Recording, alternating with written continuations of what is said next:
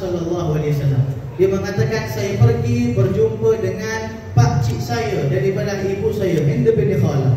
Dia mengatakan bahawasanya saya akan bertanya kepada pak cik saya, asifli syai'an min Nabi sallallahu alaihi wasallam, ashtahi an asifani syai'an minha ata'addahu bihi. Saya suka untuk dia sifatkan kepada saya sesuatu perkara tentang Nabi Muhammad sallallahu alaihi wasallam untuk saya ikatkan diri saya dengan Nabi Muhammad sallallahu alaihi wasallam. Ini perbuatan para sahabat. Apa bezanya Sayyidina Hasan pergi kepada Hind bin Khalah, kita datang dekat Masjid Al-Ikhlas untuk dengar akan kisah Nabi Muhammad sallallahu alaihi wasallam, sama-sama perkara yang sama. Jadi ini merupakan perbuatan yang diajarkan oleh para tabi'in radhiyallahu taala dan juga para sahabat. Hadirin hadirat yang dihormati oleh Allah Subhanahu wa taala sekalian. Tujuan kita hadir dalam majlis seperti ini adalah untuk kita belajar tentang Nabi dan kita nak balik membawa sifat Nabi Muhammad sallallahu alaihi wasallam.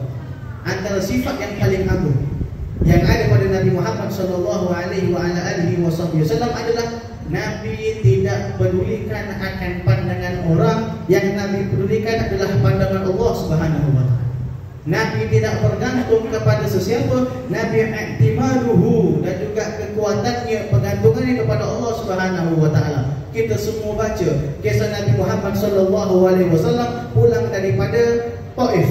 Setelah dibaling batu, setelah Nabi berdarahnya, Sayyidina Zaid bin Harisah nak jaga tak mampu, Nabi pergi pada sebatang pohon, Nabi mengangkat tangan berdoa kepada Allah. Allahumma inni ashku ilaika dha'fa quwwati wa qillati hilati. Ya Allah, aku mohon kepada Engkau lemahnya diri aku, tak mampu banyak jalan. Dan Nabi sambung doa tersebut sampai illam yakun bika alayya ghadabun fala ubali.